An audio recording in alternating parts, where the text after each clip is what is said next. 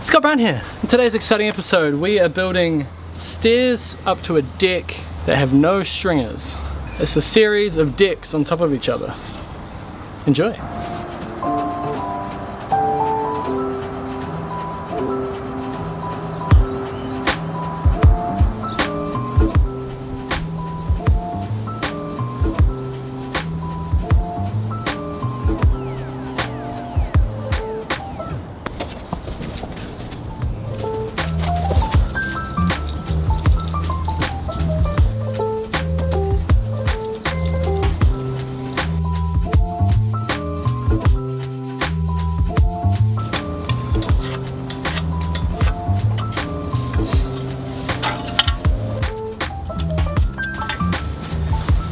I just finished marking the tops of the posts. I set them in yesterday with rapid set concrete. And now I'm going to cut them and we'll get some bearers on, and then we're really going to get into the stairs. So our first one is going to be 6x2, reaching over the deck and using the deck as support, and then going back to our new posts. And then after that, again, 6x2. This one won't have to go all the way in because it'll be resting on this one. And this one will be on the middle one and then fixed to the bearer. And then we've got the deck. So it's just 6x2 platforms all stacked up on top of each other.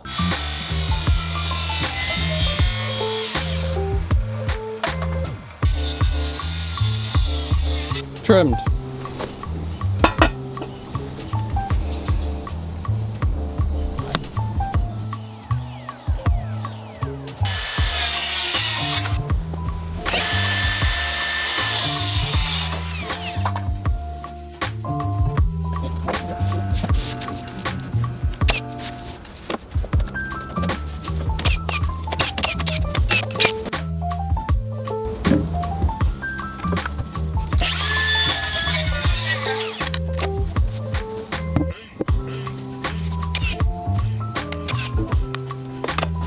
Alright guys, so now that we have bearers up there that are going to determine the height of the deck, we've got a point to work toward. We know the deck's up there, and we know the stair is going to start on this joist around about here. So we're going to cut this decking away. Hey buddy.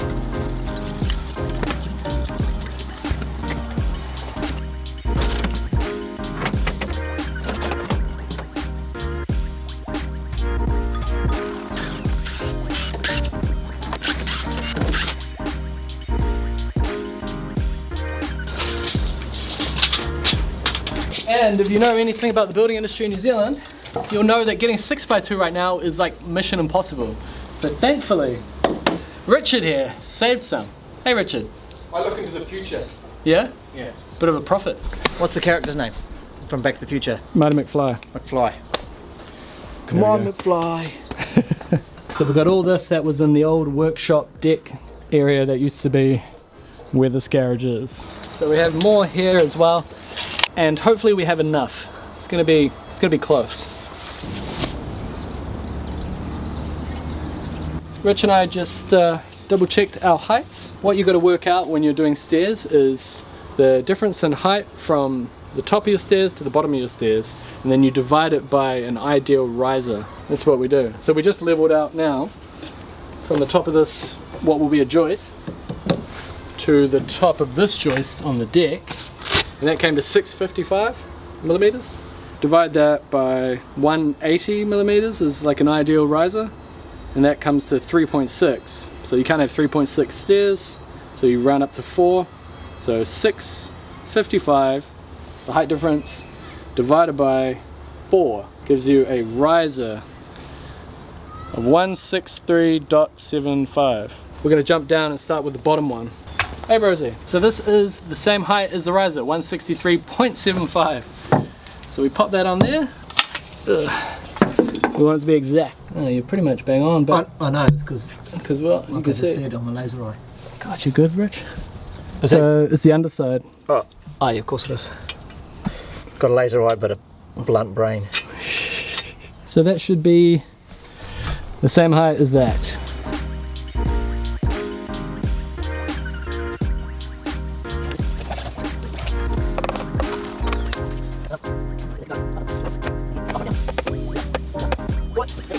So that's sitting level.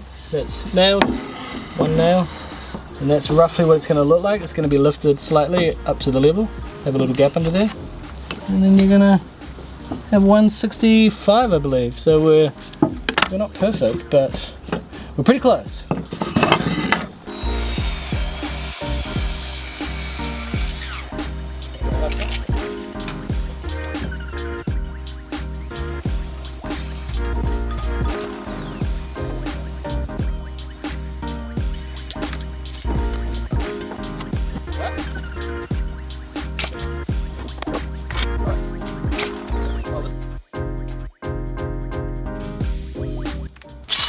This stair platform is holding the weight of all the other ones, so it's very important that it's strong.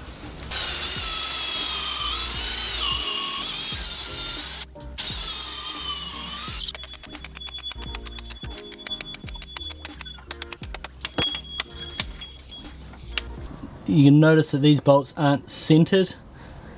One is offset from the other.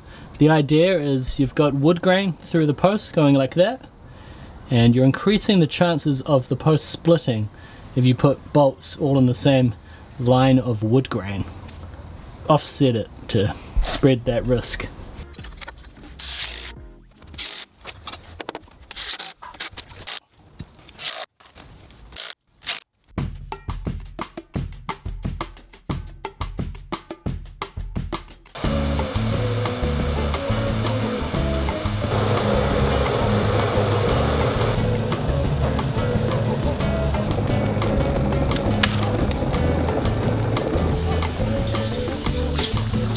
Another day of gruel, is it? It's not gruel, it's a soup, vegetable soup. Oh, sorry. Ham hock. Oh, Delicious. wow. Nutritious. Winter favourite? Yep. Make it once, eat it like 10 times. I like to use the AeroPress to make coffee. The downside of this AeroPress, it's got many upsides. It's very portable, robust, you can drop it and it's generally fine. And it makes really good coffee. The downside is you only make one coffee at a time. But when you work with Richard Mills, that is of no concern, yeah. What? Richard doesn't have coffee. Not only that, you don't have any hot drinks of any kind. No right? hot drinks. No hot drinks. An environmentalist. No tea. Nothing. Coffee. Think of the energy that I'm saving by not boiling water 3 times a day. Basically a hippie. So even when you were a kid, no hot drinks? No? I think like I have a memory of when I was really little having like a Milo. Yeah. Like a hot chocolate. That's basically what a Milo is, eh? Like a hot chocolate? Yeah. Don't know. Yeah, and I have memories of that. Like especially like camping, some freezing cold camping morning. Yeah. But yeah, and then I just kind of went, hot drinks are for like old people. And clearly I'm very youthful, so. Well. Yeah.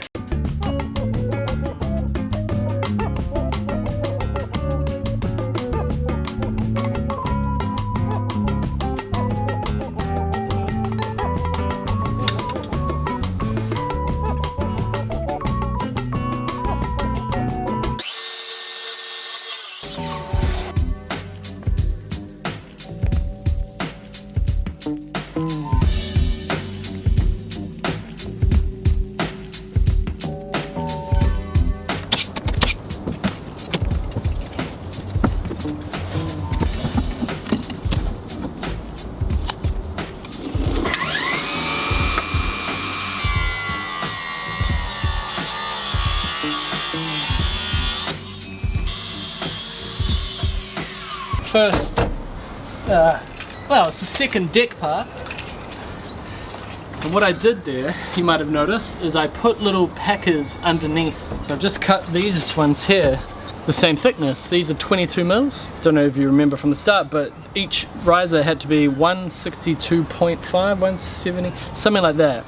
So this packer brings it up to that level. The packer's going underneath this in the same way that it is underneath this one.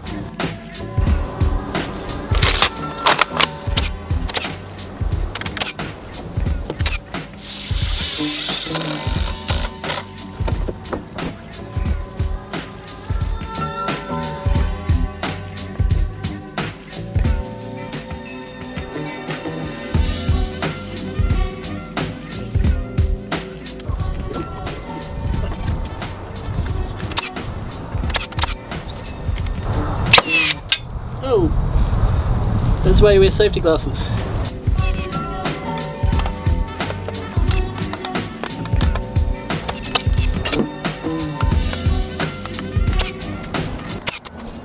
Okay, the time's come. We don't have that much framing, so it's great that we have this. Now the issue with the last couple of pieces, they are all nailed together. They obviously formed a beam or something. Ooh. So now we've got to pull them apart. Oh yeah. You probably want to keep that a secret, eh? It's just a bit dirty if I'm honest. Oh, so it's just embarrassment. Yeah. Now have a look, eh? Alright. I was waiting for, this is the point of the garage, you see, it's like I have a lovely place to... Oh, do you want the final reveal to be on your Instagram? No, people have seen it on my Instagram. Ooh la la. I don't know anything about cars, what is it? It's a 1967 HR Holden, which is General Motors for you, it's the Australian arm of General Motors for you Is it really? Americans, yeah. Yeah. So Valiant was like the arm of Chrysler, Ford was Ford obviously, and Holden was General Motors. Well, we better cover that up again. We're about to make some sawdust. Oh.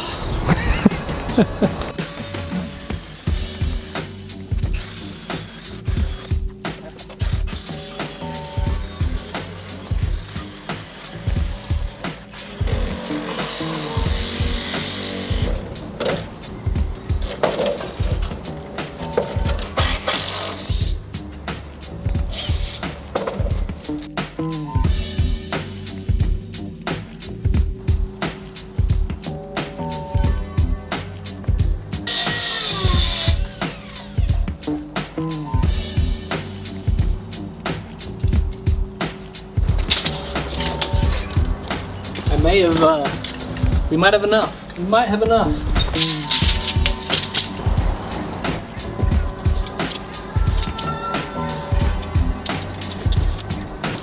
Alright, looking very promising. I think we're going to have enough. Let's lay this thing out.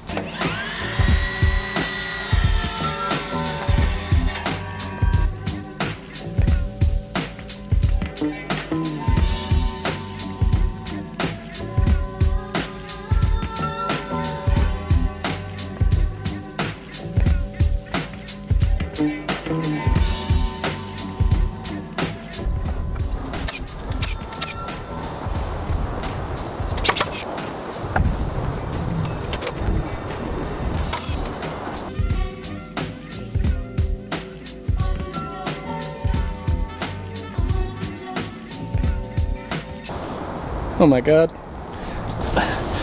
it's pretty much framed up. A few fixings to put on, and then all the decking to go on. But look at that. You walk up like that, and then you walk along to either the spa pool or to the garage.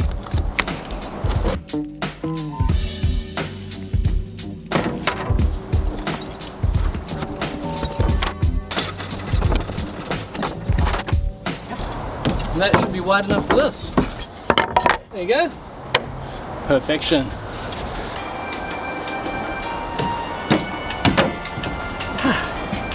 There you go.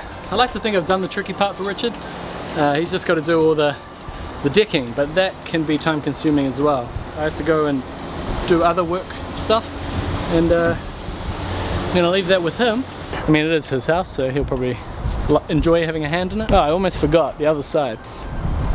The whole point of the staircase in the first place is this spa pool. So this is going to go over here. I've left the framing loose to continue that. What's going to happen is Richard's going to dig a hole here, put some gravel and put a concrete slab, and that will allow the spa to sit on, and the deck will then continue onto the slab. So the spa is going to start over here somewhere, but this part of the deck will be supported by the slab. And that's why I've gone half on like this, so you can put some timber there. If he ever needs to get to the side of the spa, he doesn't have this permanent structure in his way. He just has to take some decking boards off and disassemble a little wee frame. Yeah, and then he can service the spa. It's a once every 5 year kind of job rather than more frequent. So yeah, that's how I frame up stairs that don't have a stringer. See you in the next one.